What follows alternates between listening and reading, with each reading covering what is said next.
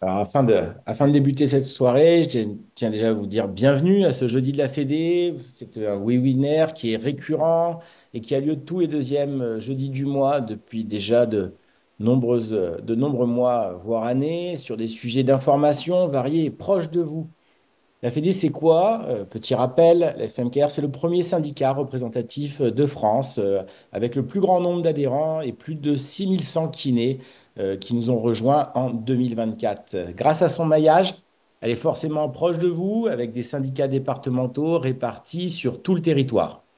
FMKR est un syndicat réformiste qui se veut positif, loin du syndicalisme d'opposition stérile. À la Fédé, nous sommes force de proposition car nous sommes convaincus que c'est comme ça que l'on arrivera à évoluer et à progresser. Notre objectif, faire bouger les lignes. À la FMKR, les décisions sont transparentes. Vous pouvez participer directement aux choix politiques via les congrès et dans les assemblées générales de vos départements qui ont lieu tous les ans depuis plus de 60 ans. La Fédé, c'est avant tout une grande équipe animée par la même envie d'aider chaque kiné, avec pas moins de 22 conseillers fédéraux qui travaillent dur pour faire évoluer notre profession, des réunions, des commissions, des groupes de travail qui font émerger de nouvelles solutions, et également du lobbying auprès des parlementaires du Sénat, de l'Assemblée nationale et des fonctionnaires des différents ministères. Un vrai travail de fond porté par une équipe qui croit en ce qu'elle défend. À la Fédé, vous serez soutenu et accompagné avec de nombreux services, notamment l'accès au club, un comité d'entreprise pour les kinésithérapeutes, les webinaires comme ce soir et un accès privilégié à l'information. La Fédé, c'est aussi la maison des kinés, toute une structure entièrement dévouée aux kinés, des conseils juridiques, comptables, des formations, tout ça dans une seule et même structure. Nous, à la Fédé, nous sommes des passionnés. Nous sommes ici ce soir avec vous encore pour vous le montrer, mais nous sommes surtout organisés pour faire progresser la kinésithérapie. Je remercie les participants de ce soir qui vont venir présenter cette soirée des jeudis, notamment sur ce thème de la FNEAD et de la Convention nationale, avec cet enjeu désormais de santé publique et l'importance du kiné coordonnateur qui maintenant émerge et qui est défendu pour commencer à introduire tout simplement les personnes qui sont présentes ce soir. Déjà, le président de la FK Corps, Damien Olivon. Bonsoir Damien. Bonjour, merci beaucoup. Je te laisse te présenter en quelques mots avant. Je suis le président de la Fédération des kinésithérapeutes coordonnateurs, fédération qui a été créée fin 2023, on y reviendra. Et par ailleurs, je suis conseiller fédéral à la Fédération française des masseurs kinésithérapeutes rééducateurs, la FMKR, en charge des dossiers du grand âge et de l'autonomie. Merci Damien. On a avec nous aussi Félix Faber. Bonsoir. Je te laisse te présenter. Donc, je suis Félix Faber, je suis vice-président en charge de l'exercice à la FMKR. Ok. Et nous avons le docteur Eric Fossier, qui est donc le conseiller médical auprès de la FNEAD et qui nous accompagne ce soir. Je vous laisse, docteur, quelques mots. Eh bien, d'abord, merci de votre invitation. C'est avec Merci à grand vous. plaisir. En effet, je suis conseiller médical de la FNEAD depuis 2021. Et précédemment, j'étais médecin directeur de l'HAD de Lorient, en Bretagne. Et dans mon parcours, un intérêt particulier, je suis médecin rééducateur. J'ai un peu viré ma cutie sur la fin vers les soins palliatifs, nul n'est parfait. Et j'ai eu l'occasion de monter une filière d'HAD réadaptation en Bretagne aux côtés de nos collègues du centre mutualiste de Carpap et avec les collègues libéraux du territoire. Donc, c'est avec grand plaisir que je vous parlerai de cette expérience assez diverse.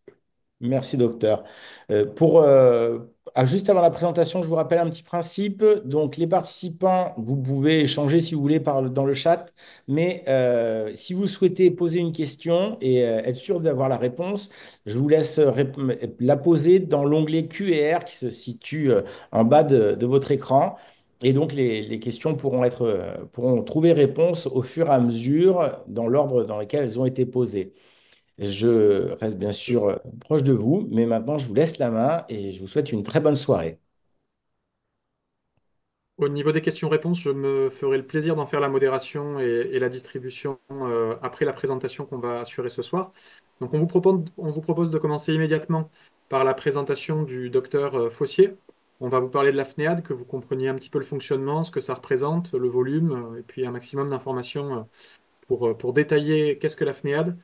On continuera ensuite sur la question d'évolution des HAD vers des HADR avec ce que ça génère, la différence entre une HAD socle, une HADR. On parlera bien entendu de la convention nationale entre les syndicats de la profession et la FNEAD. Et puis on finira la soirée en apothéose par ce nouveau métier avec déjà pas mal de faisans fonction qui est le kiné coordonnateur. Et Damien en parlera avec passion. Mais je laisse tout de suite la parole au docteur Fossier. À nouveau, merci pour votre présence. Avec plaisir. Alors, je vais me mettre sur, je ne vois pas le diaporama, je vais changer pour être avec vous complètement, parce que sinon, Damien, c'est bon au niveau de l'affichage ou il faut que je voilà. réduise? C'est Ça bon, y est. non, c'est bon, c'est bon. L'affichage, c'est bon. Pardon, c'est moi qui avais plusieurs écrans et qui ne voyais pas le bon écran. Donc, la Fédération nationale des établissements, eh bien, c'est une fédération qui regroupe la grande majorité des HAD, établissements d'hospitalisation à domicile. Il faut que vous sachiez que l'HAD, c'est une modalité de soins dont on va reparler, mais qui n'a pas de trou dans la raquette. C'est-à-dire que partout où vous exercez, il y a un HAD. Tous les territoires métropolitains et ultramarins sont couverts par un HAD. Donc normalement, là où vous travaillez, vous avez un HAD de proximité. Nous avons une petite équipe nationale qui nous soutient et qui fédère notre activité avec Mathieu Lebrun qui est délégué national et un appui juridique, technique, une formation continue, des universités d'été et d'hiver qui nous permettent de nous retrouver et de partager nos expériences pour ces 280 HAD répartis sur l'ensemble du territoire. La fédération FNEAD, c'est la seule fédération qui s'occupe que d'HAD. Elle a été créée il y a plus de 50 ans maintenant.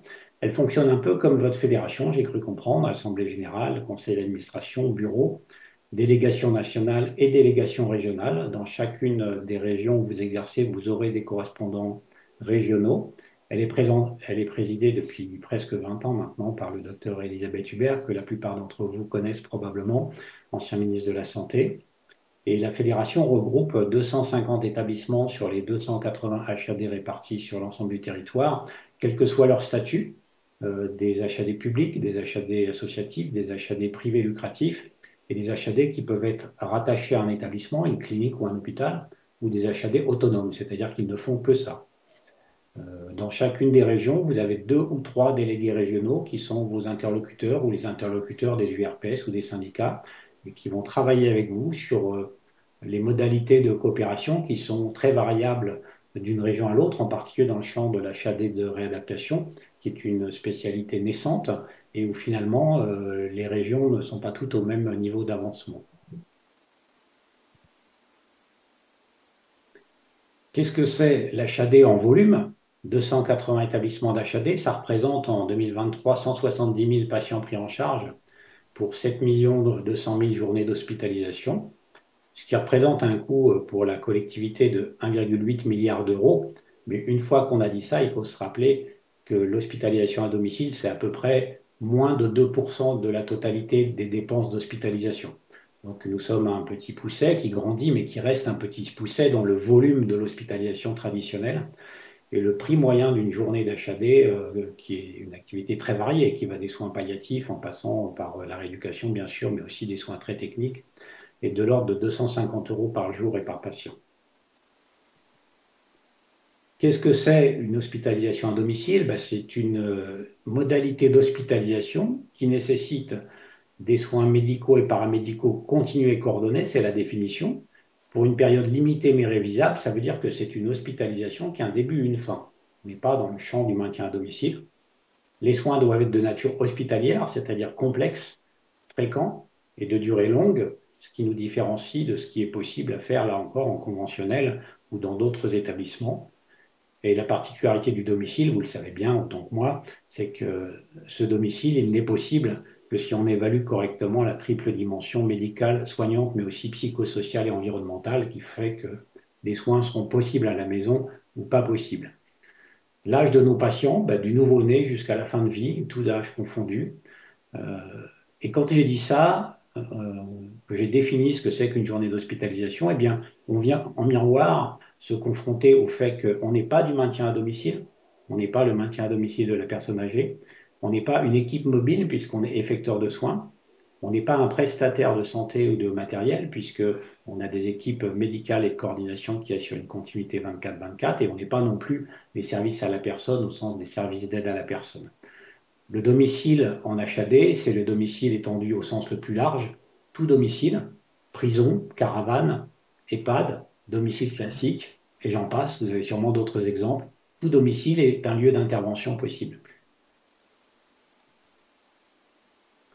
Depuis 2021, il y a eu un petit changement parce que jusqu'en 2021, l'HAD était une composante de l'offre de médecine, ce qu'on appelle le MCO dans notre jargon, la médecine chirurgie obstétrique. Mais depuis 2021, l'HAD, c'est une activité de soins à part entière, c'est-à-dire qu'elle a son régime de réglementation, ce qui explique que la plupart de nos HAD aujourd'hui sont en train de renouveler leurs autorisations avec les agences régionales de santé.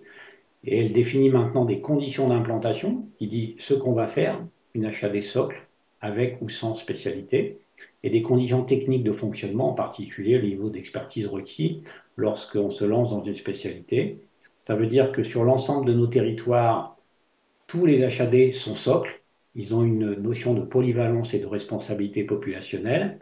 Et selon les territoires, ils peuvent demander en plus une mention de spécialité anté postpartum, donc les parturientes, une mention de spécialité enfants de moins de 3 ans.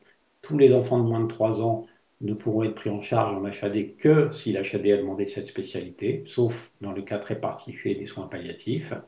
Et puis bien sûr, c'est ce qui nous intéresse ce soir, la mention HAD de réadaptation, qui est donc une mention de spécialité qui vient en surcouche d'un HAD socle. Donc là, de la même manière, ça supposera une expertise des professionnels particuliers, un médecin de MPR et une organisation qui est plus complexe que ce qu'on pourrait produire en HAD socle que vous connaissez peut-être jusqu'à aujourd'hui. Ces autorisations, elles sont délivrées par l'Agence régionale de santé. Elles nous obligent à la continuité des soins 24 heures sur 24. Elles nous obligent à être capables d'intervenir 24 heures sur 24, au moins pour ce qui concerne les infirmiers, avec un recours médical 24/24. Et on est, comme tous les établissements de santé, certifiés par notre haute autorité, la HAS. Ce qui est nouveau par rapport à ce qu'on peut connaître dans les établissements de santé classiques, c'est l'aire géographique d'intervention. Chaque HAD est titulaire d'un certain nombre de communes. Dans quelques régions, il y a de la concurrence sur des territoires communs. C'est dans certaines grandes villes en particulier. Plusieurs HAD peuvent avoir une autorisation sur des communes identiques, ce qui fait que là où vous êtes installé, peut-être vous avez plusieurs HAD autour de vous qui peuvent vous solliciter pour travailler en coopération. En tout cas, le miroir de ça, c'est que toutes les communes sont couvertes. Donc partout, on trouve une HAD.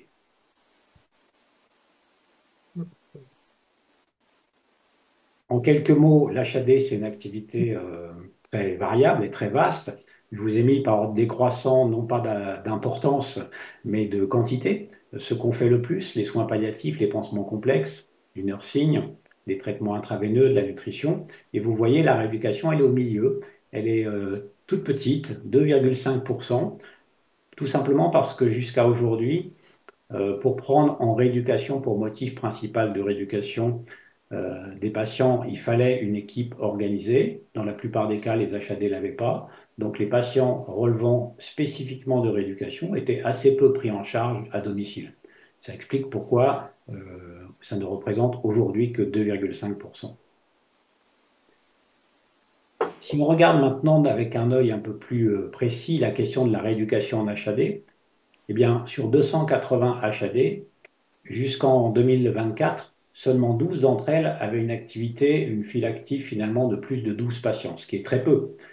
4 régions étaient un peu en avance, la Bretagne, le Grand Est, l'Île-de-France et la Guadeloupe.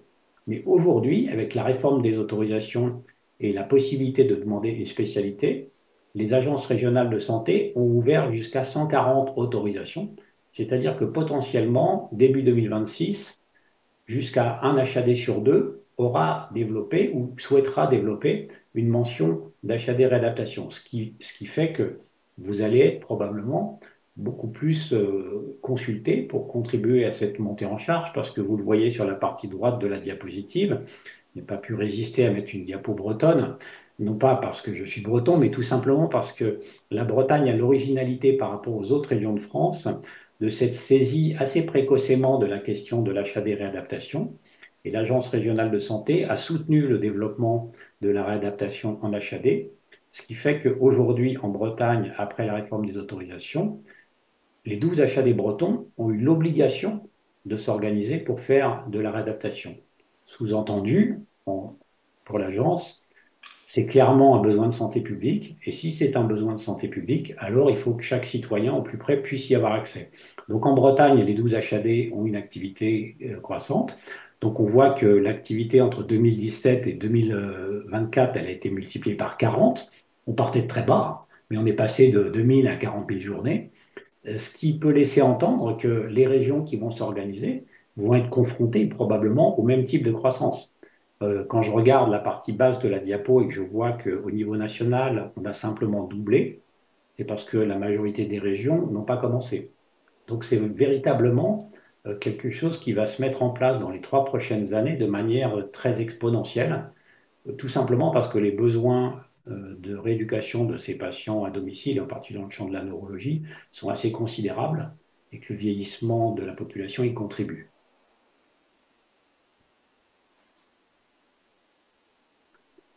Alors, une fois qu'on a dit ça, la place du kinésithérapeute en HAD jusqu'à aujourd'hui et pour demain. Eh bien, en HAD, on a une espèce de jargon d'organisation, les modes de prise en charge, principal, associé. Qu'est-ce qu'il faut savoir? C'est que le patient ne rentre pas forcément pour de la rééducation. Il peut avoir un motif de cancérologie, de perfusion, de suite d'hospitalisation complexe, mais il a besoin de réadaptation. Dans ces situations-là, on va avoir ce qu'on appelle, nous, dans notre jargon, une rééducation accessoire, c'est-à-dire qu'un patient aura 1 à 4 séances par semaine. Le motif principal du séjour est autre. Mais c'est quand même important de le remettre dans le sens de la marche à son domicile. On peut avoir en achat des socles des patients qui ont besoin de rééducation qui restent assez simples dans mon jargon, une rééducation simplex, on va dire l'ostéosynthèse du fémur de la personne âgée ou un patient neurologique pas trop compliqué. Et là, les critères qu'on a pour prendre ce type de patient, c'est au minimum 5 séances par semaine avec au moins un professionnel de rééducation, plus ou moins un éducateur d'activité physique adaptée. Donc le niveau reste assez simple.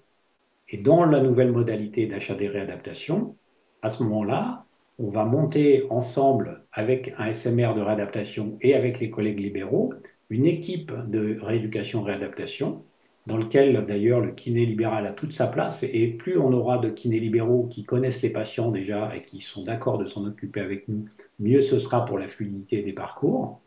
Cette offre de soins, elle va s'organiser avec probablement des compléments, orthophonistes, neuropsychologues, etc., ou kiné tout simplement parce que le kiné libéral n'étant pas assez disponible, il aura besoin d'un complément pour faire le nombre de séances. Donc une offre de soins assez robuste qui se situera entre la kiné libérale et l'HDJ de rééducation, avec là les exigences au minimum 2 professionnels de rééducation, plus éventuellement l'APA et tout autre professionnel, mais au minimum 2 professionnels de rééducation kiné, ergothérapeute, orthophoniste, neuropsychologue, etc., plus un médecin de rééducation qui assurera la coordination de la prise en charge. Donc on voit bien assez cette gradation des besoins en fonction de la typologie des patients, avec cette offre qui est en train de naître depuis quelques mois du côté du développement des filières d'HAD-R dans notre jargon. Alors pourquoi ce travail ces 2 dernières années avec vos collègues et les différents syndicats de kinésithérapeutes? Eh bien parce que du côté de la fédération, le constat était, et probablement de votre côté aussi d'ailleurs, des pratiques hétéroclites de coopération entre les libéraux et les HAD de proximité, avec des conventions ad hoc qui n'étaient pas forcément ressemblantes. Une difficulté récurrente à mobiliser les kinés pour venir à domicile compte tenu de la nomenclature assez peu incitative. Et puis de notre côté, une assez grande méconnaissance de la nomenclature précise des actes de réadaptation qui faisait que peut-être la relation aussi avec les HAD était un peu compliquée parce qu'on n'était pas tout à fait dans le même langage ni dans le même monde. Et donc cette rémunération conventionnelle et parfois l'insuffisance de densité des collègues libéraux disponibles faisait que dans tous les cas, on ne pouvait pas prendre des patients parce qu'on n'avait pas suffisamment de ressources en face pour pouvoir les traiter correctement. Et la tendance, il y a 2 ans, c'était dans certains endroits un peu plus avancés que d'autres, la négociation de conventions de partenariat dans certaines régions avec des rémunérations qui étaient aussi assez hétéroclites, mais plutôt à la hausse. Les syndicats qui, regardant ce qui se faisait dans une région, amenaient sous leur bras une convention plutôt avantageuse dans une autre région qui ne savait pas trop qu'en penser et qui se référait à la délégation nationale. Une tendance à dupliquer évidemment les conventions les plus avantageuses d'une région à une autre en faisant tâche d'huile. Et finalement, des HAD qui ne savaient pas trop comment se référer et à la fois inflationnistes et hétéroclites. Et dans ce contexte de croissance prévisible de l'activité de réadaptation, il nous paraissait important pour les deux parties d'arriver à se coordonner, à faire quelque chose de simple, d'incitatif, d'équitable, pour permettre à chacun dans sa région de mettre en œuvre cette convention. Il nous paraissait aussi assez important de continuer à différencier l'organisation de l'achat des socles, qui sera la majorité des HAD, 280 HAD, qui peuvent vous solliciter pour ça, et puis la partie HADR, qui va peut-être monter en puissance un peu plus lentement, mais qui nécessitera plus de robustesse, plus de coordination, plus de qualité pluriprofessionnelle. Donc, on vous a mis ici un exemple de convention qui était déjà à l'œuvre en 2022 dans une des régions et qui a servi de base aux prémices de notre négociation. Donc ici, c'est juste pour vous montrer de manière un peu illustrée l'aspect assez hétéroclite des différentes rémunérations telles qu'elles étaient au moment où nous avons commencé à travailler. Et ce qui est peut-être plus intéressant, c'est de regarder les bâtons bleus d'IFNEAD Kiné 2024, où on peut voir quand même que la rémunération issue de ces négociations est quand même très largement supérieure à ce qui se pratiquait, y compris dans les endroits les plus favorables. Donc, on va parler un petit peu de la convention maintenant, si vous le souhaitez. Le premier point qui est important, c'est que cette convention a été menée dans une vraie entente. Vous entendez souvent parler des négociations conventionnelles sur lesquelles c'est plus une lutte, une opposition qui devient de plus en plus complexe au fur et à mesure des années.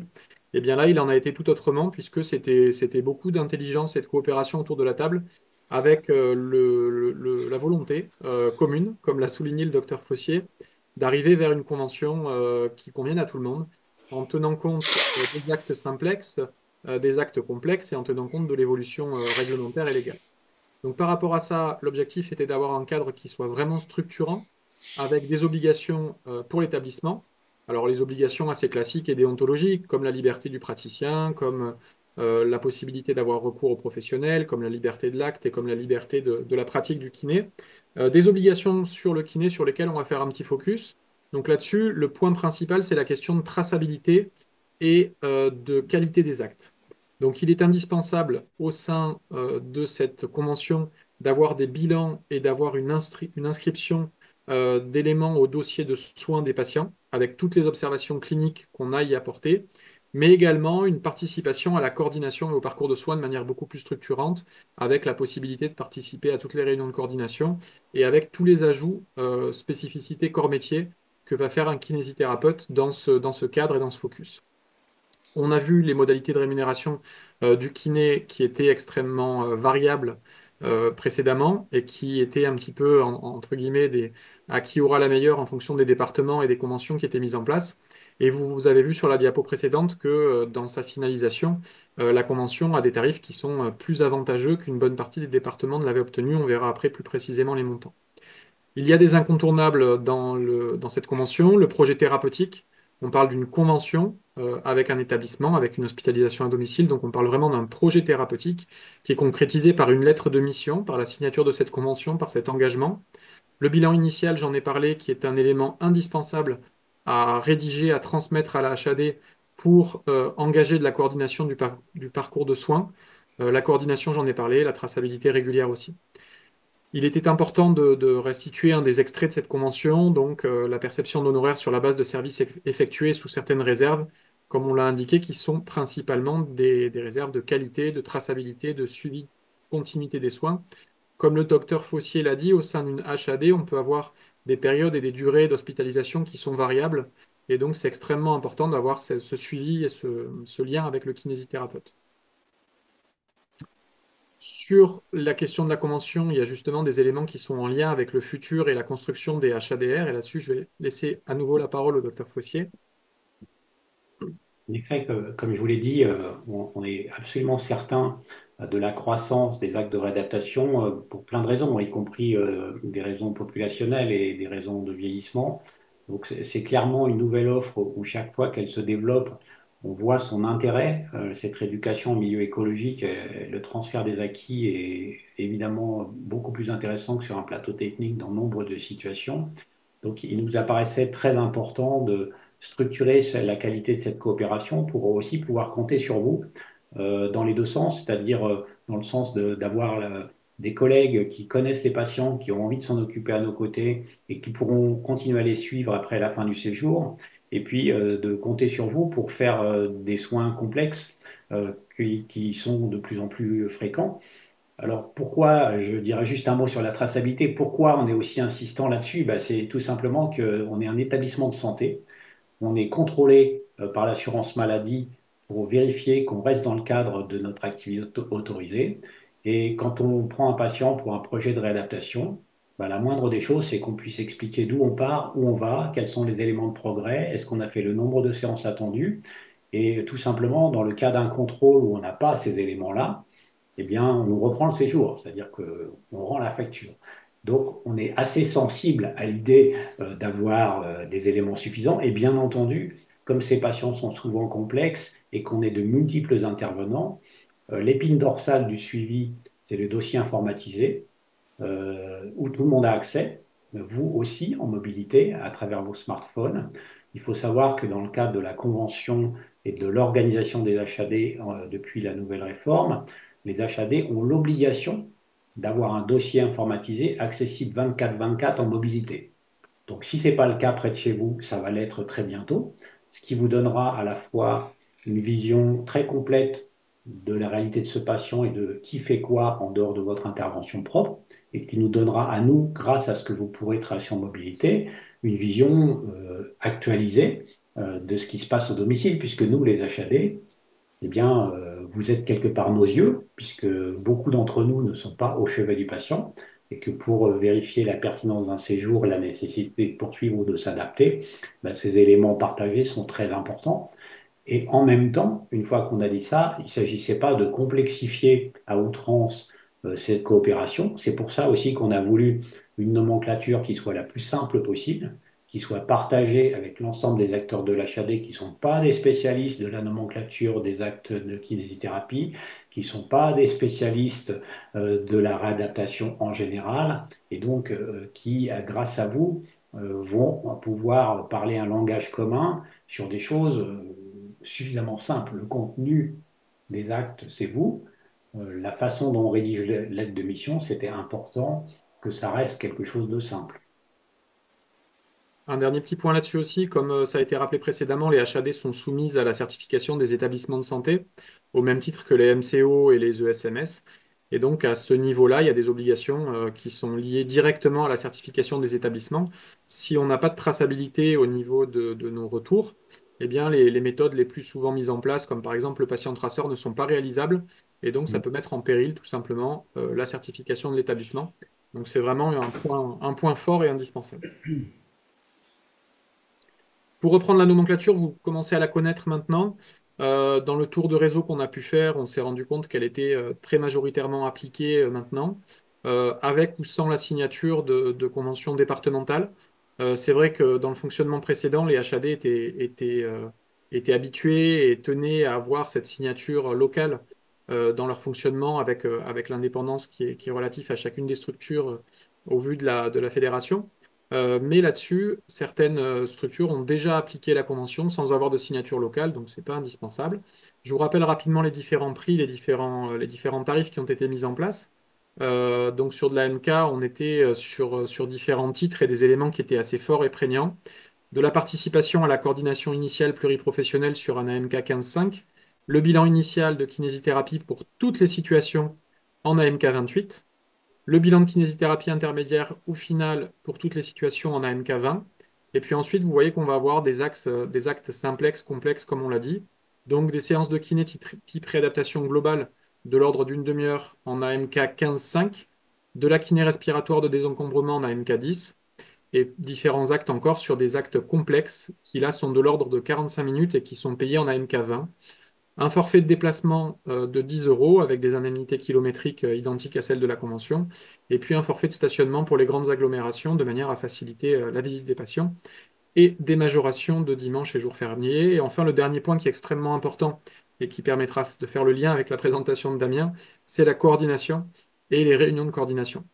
Donc vous le voyez, on est sur des actes qui sont très généreux par rapport à la Convention nationale et l'objectif, enfin, par rapport à la Convention nationale, pardon, avec l'assurance maladie, et l'objectif d'avoir des actes généreux, d'avoir des actes qui soient à la hauteur de nos interventions, c'est justement de pouvoir prendre le temps nécessaire avec chaque patient, de lui offrir un soin qui est l'équivalent d'une rééducation à la maison, d'un centre de rééducation à la maison, et qui donc nécessite un engagement plein et entier du professionnel.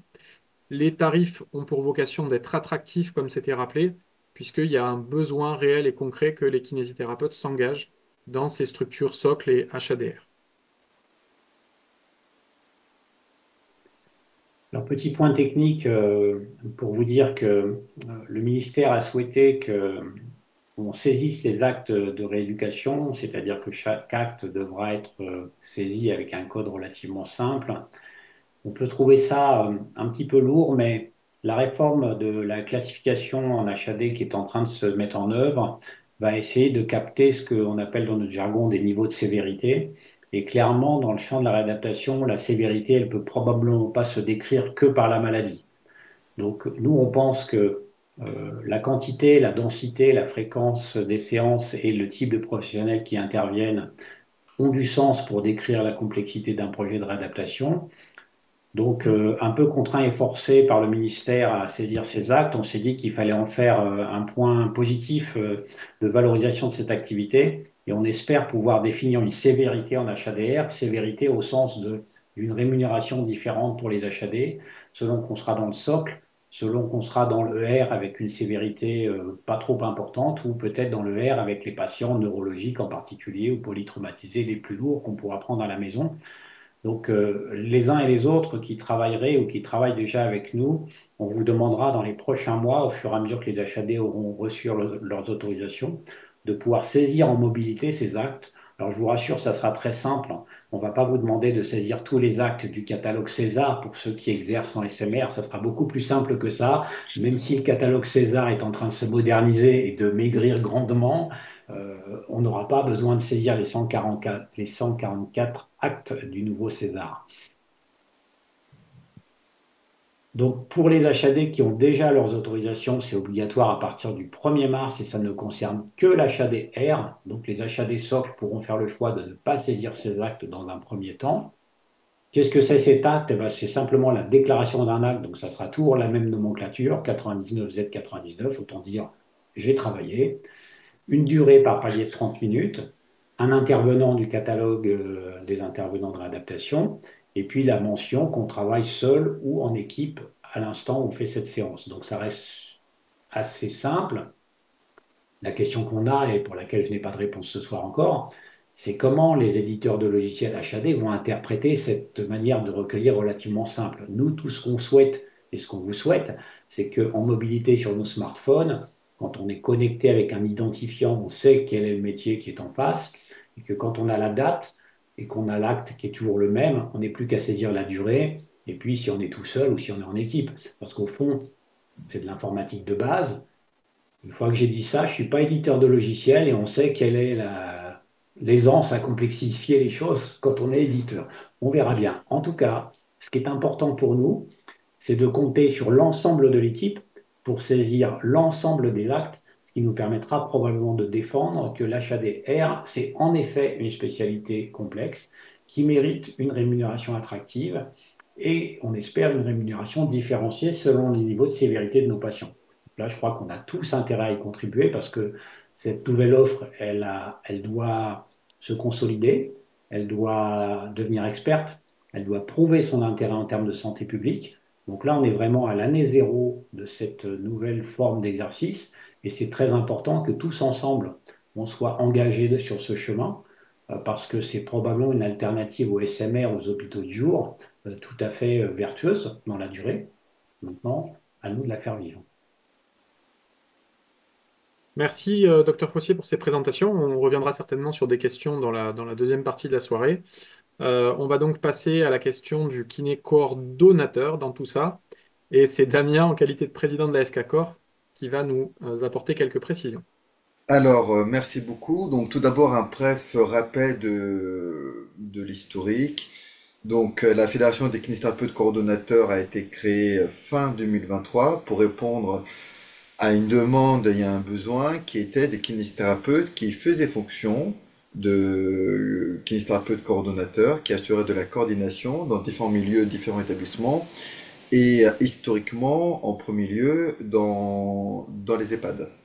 En fait, l'idée avait été à la base, on l'avait eu dès 2019, on avait identifié ce besoin de coordination de l'ensemble des rééducateurs et des réadaptateurs. Bon, on a été pris en 2020 par le Covid, et donc ça avait pris un petit peu de retard. Et en même temps, cette pandémie avait mis en exergue cette nécessité de coordonner l'ensemble des intervenants de la rééducation et de la réadaptation à l'époque dans les EHPAD pour maintenir l'autonomie des patients et aussi pour réduire la pénibilité des soignants. Donc on avait créé la fédération en 2023 et en même temps, de manière simultanée, nous voyons les HAD fortement évoluer et donc maintenant cette spécialité de HADR qui apparaît avec cette nécessité pour les HADR d'assurer cette coordination, comme le docteur Fossier a beaucoup insisté, de nombreux intervenants. L'HADR, c'est évidemment plus complexe au niveau de la rééducation que le HAD-SOC, avec plus d'intervenants. L'idée, ça va être d'assurer cette complémentarité. Et cette complémentarité au bénéfice, cette complémentarité entre les professionnels, et je dirais avec les patients et avec les aidants naturels. Puisque nous sommes à domicile, régulièrement, il y a aussi des aidants naturels au bénéfice de l'autonomie du senior et en objectif indirect mais très important, réduire aussi la pénibilité des aidants, qu'ils soient professionnels ou naturels. Pour cela, une petite histoire vraie, mais qui va illustrer les propos et qui vous explique la jeunesse de cette identification de besoin. Mais je vous présente Sabrina, qui est infirmière, qui à l'époque intervenait à domicile pour, elle faisait du nursing l'après-midi chez un patient où j'intervenais aussi, avec d'autres professionnels où on intervenait aussi. Et ce patient, pour la petite histoire, il avait perdu la vue, renversé par une voiture 2 mois avant. Donc il marchait dans la rue, il avait traversé, renversé par une voiture, il avait déjà des troubles visuels, il a perdu la vue, il a été hospitalisé, rentré à domicile. Et il ne voulait pas rester seul au fauteuil. Donc, après la séance de rééducation, où on avait marché dans toute la barre HLM, donc un périmètre de 100 mètres aller-retour avec un rollateur de roue, ben, il voulait se recoucher au lit et il avait été convenu que l'infirmière faisait le nursing dans la salle de bain et le laissait ensuite au fauteuil, puisque ça enchaînait avec l'aide à domicile. Et ce jour-là, en fait, on s'est croisé avec l'infirmière, je devais être un peu en retard, et je me dis, tiens, je vais attendre, puisque Sabrina, elle m'expliquait, et elle se faisait soigner en plus au cabinet, parce qu'elle avait mal à l'épaule. Et elle avait mal à l'épaule parce qu'elle tirait sur le bras du patient. Donc je me suis dit, je vais attendre, pour voir comment elle fait. Et là, ben, elle demande au patient de tendre le bras, et elle lui tire le bras. Et elle me dit, tu vois, c'est comme ça que je me fais mal. Très bien. Je demande au patient de se recoucher et je lui dis asseyez-vous. Et il s'assoit tout seul. Et là, Sabrina, alors elle n'est pas bretonne, elle est toulousaine, elle me dit mais il me l'avait pas dit, con. Et je lui ai répondu est-ce que tu lui avais demandé? Et petite cerise sur le gâteau de cette histoire, ma collègue, on était 2 kinés à intervenir hommes, et mon associé qui est une femme m'appelle un autre jour, j'étais en vacances, elle m'avait remplacé. Elle était pliée en deux, elle était en train de rigoler, et elle m'explique que chez ce patient, quand elle s'est présentée, le patient, il entend, enfin, elle avait dit bonjour, le patient entend une voix de femme, il lève le bras. Et elle lui a dit, non, c'est pas l'infirmière, c'est la kiné. Et là, le patient, il baisse le bras et en grommelant, il s'assoit tout seul. Il avait parfaitement compris qu'avec le kiné, il fallait s'asseoir tout seul. Avec l'infirmière, il fallait lever le bras. Et cet exemple, je le trouve assez frappant. Parce qu'en fait, il illustre à la fois comment on peut créer ce qu'on appelle de la dépendance iatrogène évitable. C'est-à-dire qu'avec les soins, en fait, on ne sollicite pas les capacités et on peut faire perdre des capacités fonctionnelles au patient. On voit bien que l'infirmière, dans cet exemple-là, n'avait pas été suffisamment formée, sensibilisée à l'importance de solliciter ses capacités, mais aussi de les évaluer, ou un problème de coordination, qu'elle ne connaissait pas les capacités, elle ne connaissait pas suffisamment les capacités de la personne pour les transferts, puisque elle, son principal problème, c'était les transferts, et c'était pas le périmètre de marche. Et cela était donc au détriment du senior, mais aussi au détriment du soignant. Mais dans d'autres cas, et on le connaît tous, ça peut aussi être au détriment de l'aidant naturel, le conjoint ou la conjointe, qui aura tendance à faire à la place, et on connaît la fragilité des aidants naturels. Diapo suivante, Félix, possible. Et donc, nous avons donc travaillé l'année dernière pour spécifiquement la HAD, pour répondre aux besoins de la HAD, à une trame de fiche métier de kinésithérapeute en HAD, réadaptation, avec pour rôle de coordonner l'ensemble des professionnels de la rééducation et de la réadaptation, puisqu'il nous paraît aussi important de faire le distinguo entre la rééducation, qui va être la récupération de l'intégrité structurelle nécessaire à la récupération des capacités fonctionnelles, tandis que la réadaptation consiste en la mise en place de compensation pour maintenir l'indépendance fonctionnelle.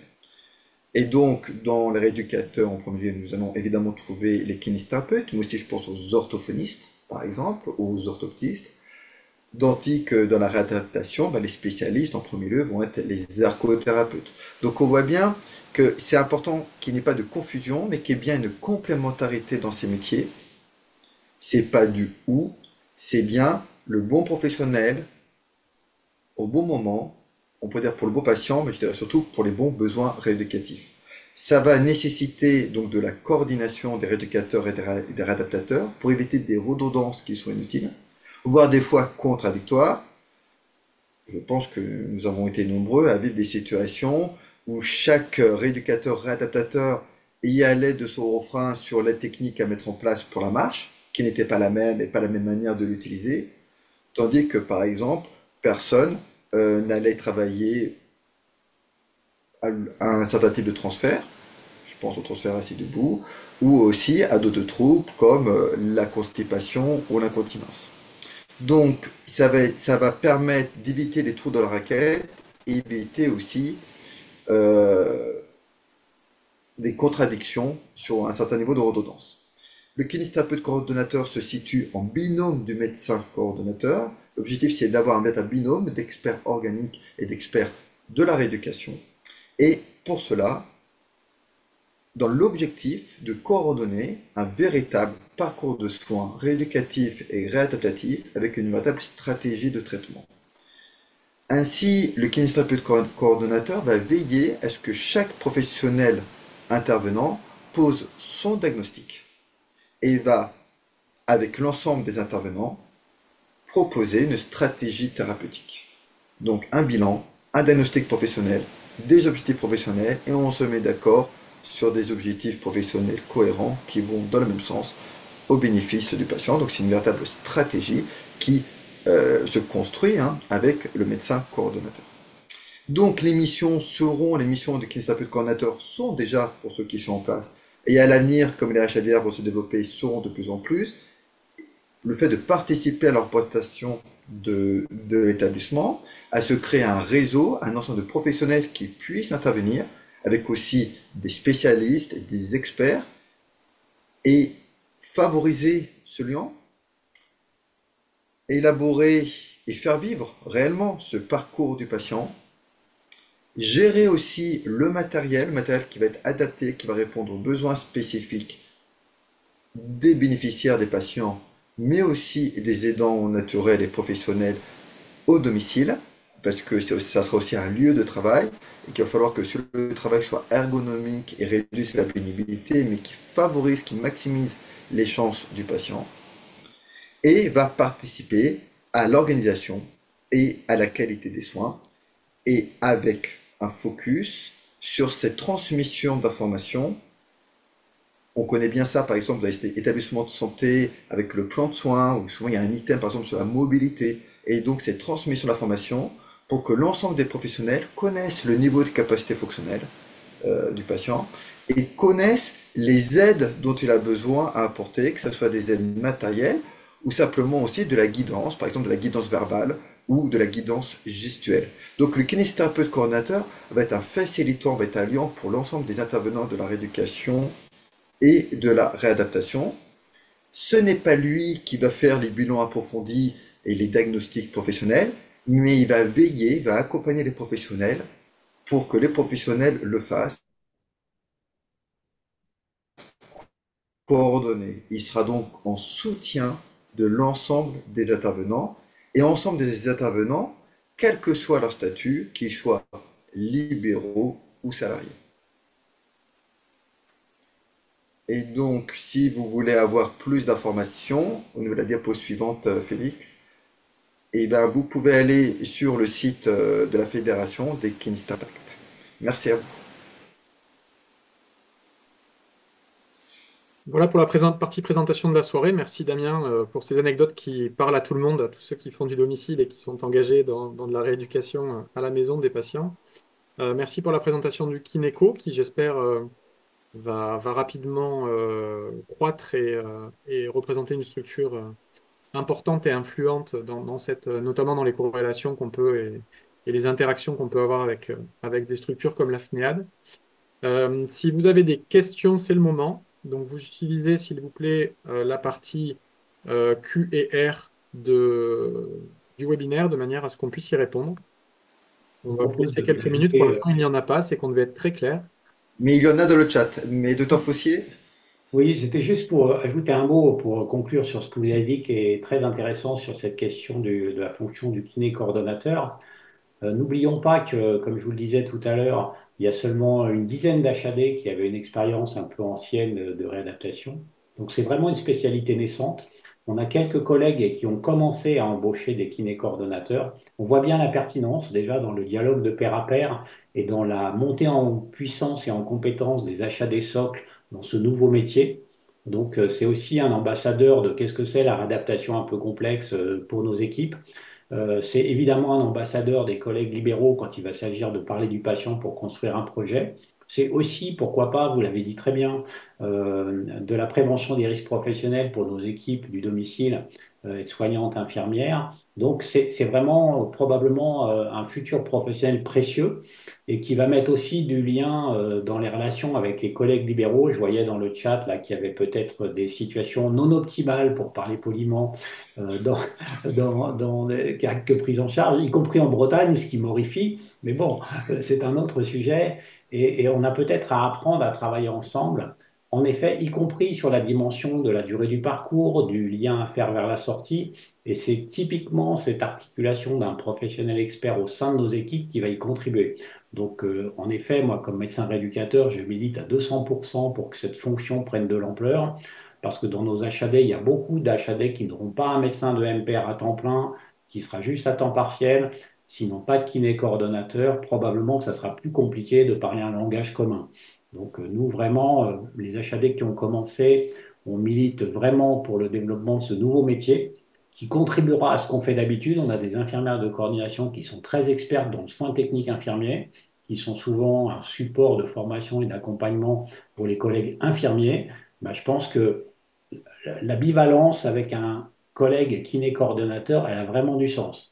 Donc, j'espère qu'on aura des volontaires quand il y aura des annonces de recrutement et des manières de coopérer qui seront fructueuses parce que je crois qu'on a beaucoup à apprendre aussi de cette expertise pour être pertinent dans les patients qu'on accueillera. Donc, moi, j'y souscris complètement. Allez, on va commencer par des questions. On va faire un tir groupé sur les questions d'Arnaud. Donc Arnaud nous demande comment est-ce que le kinéco est rémunéré. par qui et est-ce qu'il existe une formation? Alors, en HAD, ben, le kiné coordonnateur est rémunéré par la HAD. Je pense que Dr Fossier pourra Oui. détailler un peu plus. Ah, tu as supprimé les questions. Alors la Donc, question c'était par donc qui, voilà. Si, oui. comment et est-ce qu'il Et existe une est-ce qu'il y avait formation? une formation? Comment? Alors, comment? Le statut, alors le statut, normalement, alors on peut imaginer différentes solutions, mais le Kinéco en HAD, normalement, il est salarié. Alors, je sais pas, si là la question c'était pas pour la HAD, et, il est salarié, sachant qu'après, dans d'autres structures, et il y en a qui ont choisi au début de le faire comme prestataire de service, avant ensuite, parce que c'est moins engageant, avant ensuite de le salarier. Mais vu les responsabilités du kinésithérapeute coordonnateur, c'est forcément ensuite un statut salarié puisqu'il représente et puis il engage aussi une partie de la responsabilité de l'établissement. Est-ce qu'il existe une formation spécifique pour kinésithérapeute coordonnateur? Alors, je dirais que déjà, bah, c'est notre formation de base de kinésithérapeute. Nous sommes tout à fait compétents pour assurer grâce à notre formation de base. Ensuite, avec son expérience professionnelle dans le domaine dans lequel on va travailler. Et ensuite, la Fédération des kinésithérapeutes coordonnateurs est en train de travailler donc à proposer une formation de base de kinésoc en e-learning. Et donc Philippe Faber, ici présent, on a travaillé ensemble avec et on a finalisé donc le déroulé pédagogique et le dépôt au FIFPL pour obtenir une prise en charge financière pour cette formation. Et dès que cette prise en charge de FIFPL sera validée, alors nous proposerons cette formation qui se fera en distanciel synchrone. Donc nous ne souhaitons pas faire un simple e-learning enregistré, mais bien proposer un temps d'échange en direct avec donc une formation de base qui volontairement va être concise d'une demi-journée, puis des formations complémentaires en fonction des spécificités des kinésithérapeutes coordonnateurs, du profil du métier et des besoins de chacun. Donc une formation de base et ensuite différentes options de formation complémentaires. Ensuite, il existe de manière plus poussée et plus générale des diplômes universitaires de coordination, mais je pense qu'il faut y aller marche par marche. Et c'est l'exemple que nous avons des confrères qui sont déjà kinésithérapeutes coordinateurs en HAD, c'est de commencer déjà par l'intérêt et ensuite au fur et à mesure on se forme. Donc c'est bien d'essayer de se former dès le début, mais nous, de l'expérience que l'on a aussi, eh ben, les établissements accompagnent, favorisent la montée en compétences et la formation. Merci Damien pour toutes ces Je ne sais précisions. pas si Dr Fossier veut préciser ou pas sur la rémunération du statut. Alors peut-être Alors, qu'on va, on va faire le lien directement avec la question suivante, qui est de savoir si le poste de coordonnateur est forcément attribué au kiné. Il y a un cadre légal qui me semble intéressant d'indiquer par rapport au rééducateur coordonnateur. Donc on va peut-être là-dessus faire une transversalité entre les deux questions. Alors, concernant en tout cas en HAD, de notre point de vue, la fonction de coordination peut être attribuée à n'importe lequel des professionnels de santé de rééducation. Il y a probablement d'ailleurs des exemples de kinésithérapeutes ou d'ergothérapeutes qui ont été recrutés à temps plein ou à temps partiel d'ailleurs, souvent à temps partiel au début puisque la fonction se crée, mais en effet, ce n'est pas spécifique du kinésithérapeute, même si c'est probablement la majorité. oui, oui, il n'y a pas d'obligation légale que ce soit un kiné, mais on voit bien que dans les remontées, il y a quand même une demande des établissements qui, comme beaucoup d'intervenants sont des kinésithérapeutes et vu le champ de compétences des kinésithérapeutes qui est très transversal, puisque souvent on pense à la locomotion, mais le champ de la rééducation est beaucoup plus large que la locomotion et que l'objectif, ça va être en premier lieu la rééducation avant la compensation. Il y a quand même une forte demande d'avoir des kinésithérapeutes qui ont ce champ très large et qui donc sont à même de pouvoir échanger parce que ça fait aussi partie de notre décret de compétences avec les orthophonistes, avec les orthoptistes, avec aussi les psychomotriciens. Et puis, comme dans l'HAD, il y a des intervenants enseignants à pas, avec les enseignants à pas. Donc, notre champ de compétences fait que, alors, je ne sais pas si d'autres fossiles le diraient pareil, mais je dirais, nous sommes attrayants pour les HAD. Il y a un certain intérêt devant notre transversalité. Ça veut aussi dire que si on est intéressé par ce métier, il faut avoir cette appétence de s'intéresser aux autres métiers, aux autres professionnels et pourquoi aussi aux professionnels du soin, apprendre à connaître l'autre, à connaître les, comment dire, les engagements de chacun et les limites de chacun avec le prisme de chacun. Souvent, on parle de mettre les lunettes de l'autre. Et ça va être très important dans la coordination, ben, de mettre les lunettes de l'autre, de se mettre à la place de l'autre pour comprendre euh, le prisme de chaque professionnel et voir comment il peut se compléter. Et nous avons cette formation dans nos études initiales très large, parce que je pense qu'on peut le dire que les kinésithérapeutes sont un peu les généralistes de la rééducation, même si après, beaucoup se forment avec des spécialités. Notre formation de base est assez transversale. Alors, on a encore beaucoup de questions, Damien, donc on va faire un peu plus succinct sur les réponses suivantes. Bien Mais compris, chef. ta passion t'anime est au nord, Damien. On a une question très technique sur le statut, donc sur des grilles indiciaires en fait qui sont proposées sur la fiche de poste du Kinéco. Ça dépend de chaque HAD. Et de la convention des HAD, je ne sais pas si l'auteur foncier les connaît, mais là, par contre, ça va s'adapter à la convention des salariés de l'HAD. Je pense qu'il ne faut pas, en effet, confondre la question du salaire d'un collègue coordonnateur au sein de notre équipe, qui sera à temps plein ou à temps partiel et qui sera dépendante de la convention auquel appartient l'HAD, que selon qu'il sera public, associatif ou privé, FEAP 51 ou un autre, avec la question de la rémunération des actes au chevet. Hein, je pense que c'est pas du tout la même chose. Donc, le kiné coordonnateur, lui, il aura cette fonction transversale d'un salarié, au fond, comme n'importe quel membre de notre équipe. De manière concrète, puisque vous abordez la notion d'équivalence temps plein, la définition qu'on a eue sur la fiche de poste, c'est que pour une HAD, le besoin n'est bien entendu pas celui d'un temps plein. Il pourrait y avoir, si des kinés veulent faire de la kinéco un métier à part entière, plusieurs HAD, avoir plusieurs temps partiels sur plusieurs HAD. Mais sinon, on est sur un équivalent de 30 à 40% pour une structure en termes d'emploi du kiné. Le kinéco aura surtout une place dans une CPTS ou une maison de santé. Ben non, justement, Thomas, le kinéco serait plutôt un salarié de la HAD qui aura ce rôle de coordonnateur et de coordination des équipes de rééducation et réadaptation dans ses fonctions. Pour compléter Félix, juste avant, le temps aussi de kinéco dont on aura besoin à la HAD va dépendre du nombre de patients qui est pris par la HAD, de la surface géographique, puisque le kinéco se déplace à domicile pour évaluer les besoins, comme le font en HAD socle les IDEC, les infirmières coordonnatrices. Et ça va dépendre aussi du temps de médecin rééducateur. Tout Tout à à fait. fait. Alors la question suivante, je vais me permettre d'y répondre, c'est la cotation du kiné respi à MK10 qui peut paraître minime pour des patients neuromusculaires avec de la kiné instrumentale. Y a-t-il moyen d'augmenter la rémunération? Je rappelle que la cotation d'un MK10, c'est juste du désencombrement. Si c'est un patient qui présente le besoin de cumuler différents soins et que le désencombrement en fait partie, on est sur du 28, on est sur du complexe. Donc la MK10 est réservée au désencombrement bronchique. Ça ne correspond pas aux patients qui sont cités dans la question, dont les patients neurologiques lourds. Voilà, si vous voulez ajouter des précisions, on peut, mais je pense que la réponse suffit. Non, non, mais je ne veux pas chanter les réponses. Ok, allez, on continue.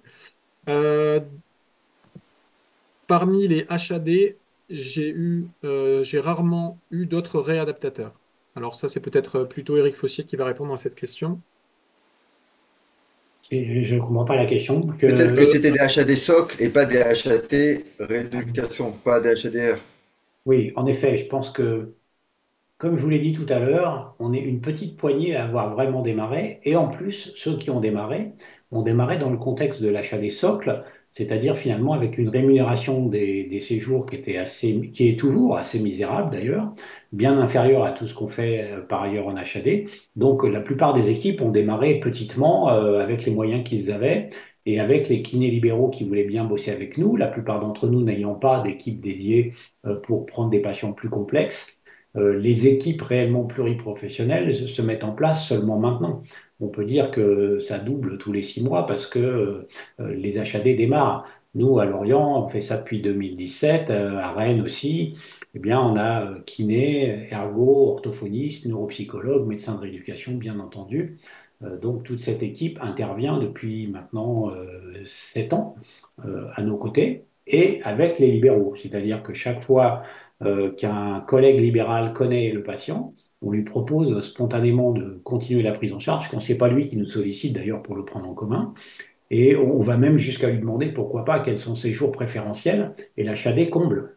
Parce qu'on sait bien que votre organisation peut avoir des spécificités du domicile, l'après-midi, plutôt tel jour, tel jour.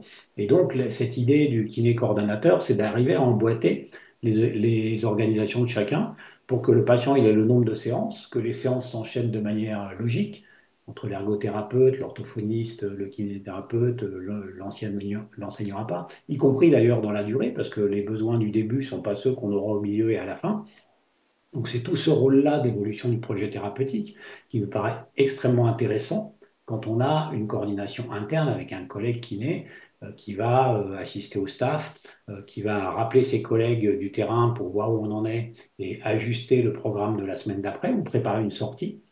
Tous ces éléments-là se mettent en place, mais de manière très sporadique pour l'instant. C'est-à-dire que peut-être vous avez à côté de vous un HAD qui fait ça déjà, en effet, mais peut-être que l'HAD est juste en train de se questionner de comment il va faire demain. Donc il y a beaucoup de choses qui sont encore à inventer, y compris avec vous, si vous êtes motivé pour entrer dans cette dynamique, parce qu'il y a des HAD R qui sont en train de se lancer, qui viennent d'obtenir leur autorisation, qui ont en point de mire l'embauche d'un kiné coordonnateur et d'un temps de médecin MPR pour structurer leur équipe et puis monter progressivement euh, la compétence, aller dans les services où il y a des patients qui relèvent d'HADR pour expliquer ce qu'on va faire et leur donner envie de nous confier ces patients, parce qu'évidemment, ça ne tombe pas du ciel. Aller voir nos collègues de SMR, de neurologie, d'orthopédie, les brûlés, les amputés, etc. Donc tout ça, c'est plus facile quand c'est un père qui s'en occupe. C'est beaucoup plus facile quand on a un collègue qui est coordonnateur ou un médecin MPR qui va dans les services parler de ce qu'on va faire ensemble demain. Donc aujourd'hui, en effet, vous n'en avez peut-être pas à côté de chez vous, mais probablement demain. La question suivante, c'est le fait de mêler une activité salariale et une activité libérale. Est-ce que c'est difficile à gérer? J'aurais tendance à dire que c'est un petit peu comme les confrères et les consoeurs qui ont déjà des vacations en clinique ou en EHPAD, par exemple. C'est une question d'adaptation de l'emploi du temps. Là, la singularité, c'est que l'idée est peut-être d'éviter d'avoir des blocs de jours, parce que si on a un kinéco qui est sur 2 jours et qui fait lundi, mardi et pas le reste du temps, c'est peut-être un peu compliqué à gérer. Donc ce serait plutôt des demi-journées ou 4 demi-journées, lundi, mardi, jeudi, vendredi, par exemple, de manière à vraiment optimiser le parcours de soins, être disponible et pouvoir répondre à tout ça. Oui, et La l'exercice question... mixte, c'est vrai que l'exercice mixte, c'est quand même quelque Pardon, chose vas-y. qui est intéressant, qui se complète et qui jusqu'à maintenant est un peu méconnu, mais on voit quand même que de petit à petit, il y a quand même un certain nombre de professionnels qui sont intéressés parce que ça varie aussi l'activité. Les rémunérations de kiné coordonnateurs sont quand même satisfaisantes, ça permet aussi de compenser parce que souvent on prend son charge, mais la rémunération permet de ne pas se stresser par rapport à des charges fixes de cabinet qu'on pourrait avoir. Et, euh, et j'ai oublié ce que je voulais. Oui, et c'est vrai que c'est plus intéressant pour favoriser la coordination de peut-être prévoir par demi-journée parce que ça permet au fil de l'eau de régler les problèmes, d'être joignable aussi, de régler les problèmes.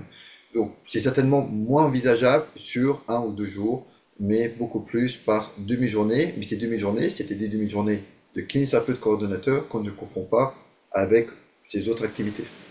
Et puis un dernier petit point là-dessus, il y a pas mal de confrères, consoeurs qui sont un peu à bout de souffle dans du tout thérapeutique et qui voient une renaissance professionnelle à travers une activité mixte. On a eu beaucoup de retours d'expérience là-dessus. Donc c'est vraiment une expérience à tenter que de varier son activité professionnelle. Alors, les emplois attendus pour cette compétence, donc c'est peut-être les compétences socles du kiné qui voudraient embrasser cette activité.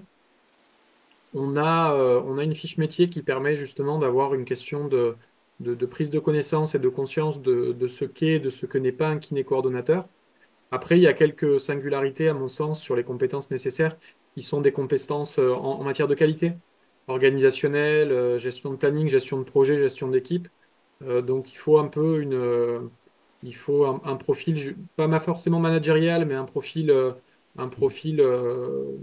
d'organisateur et un profil d'intermédiaire entre les équipes, avec Ouais, beaucoup de capacités d'écoute, beaucoup de capacités à rassembler et à permettre des interactions. En premier lieu, c'est certainement d'abord du savoir-être, de la relation, de l'écoute, être en soutien. Et je sais- j'ai eu des retours de crainte que le kinésithérapeute coordinateur soit un chef qui va dire aux libéraux quoi faire. C'est nullement le cas, c'est jamais le rôle des coordonnateurs, quels que soient les domaines d'établissement au travail, c'est jamais le rôle des coordonnateurs, c'est vraiment un facilitant, c'est un lien, il sera là en support au contraire pour faciliter la vie, faire en sorte aussi que que les séances de rééducation soient plus efficaces parce que entre les séances, il y aura une meilleure transmission, ces exemples que je donnais à l'infirmière, à l'aide-soignante par exemple, ou aussi d'échanges avec les dons naturels, parce qu'on sait aussi que le temps des libéraux peut être plus compté, ou des rééducateurs, où il y a un certain nombre de patients à voir. Le kinésithérapeute coordonnateur, il a ce temps d'échange. Et tout à l'heure, Dr Fossier parlait des staffs. Je suis pas sûr que tout le monde sache ce que c'est qu'un staff. Un staff, c'est une réunion d'équipe en établissement où il va y avoir le médecin, l'infirmière, l'aide-soignant, les rééducateurs qui interviennent, l'ensemble des rééducateurs qui interviennent. On va se mettre d'accord sur les projets thérapeutiques, on va faire un point sur l'évolution du patient, voir ce qui n'évolue pas et comment on peut améliorer ça, voir donc les points forts et voir les points faibles. Et tout ça le long du séjour pour, en général, c'est une fois par semaine les réunions, pour se donner un objectif pour la semaine qui vient. Et donc, ce kinésithérapeute coordonnateur, il aura ce temps d'échange avec l'ensemble des autres professionnels que n'a pas un intervenant, je dirais, libéral. Et il va donc vraiment pouvoir répondre aux besoins et faire un retour.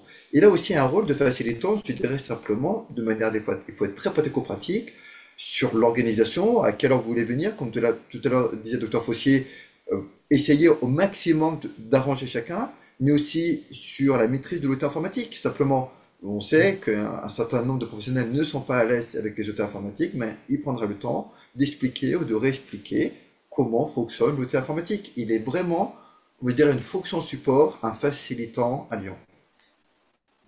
Le Faut pas seul trop cas où vendre le la kiné, formation en amont, Damien. Il faut la teaser, mais il faut laisser de la place à la formation socle. le seul cas où le kiné Il y a coordinateur tout à pourra vous paraître irritant, c'est lorsque vous aurez oublié de tracer qui va vous appeler. Sinon, ça sera un père très facilitant et surtout une manière de bien comprendre le projet en commun.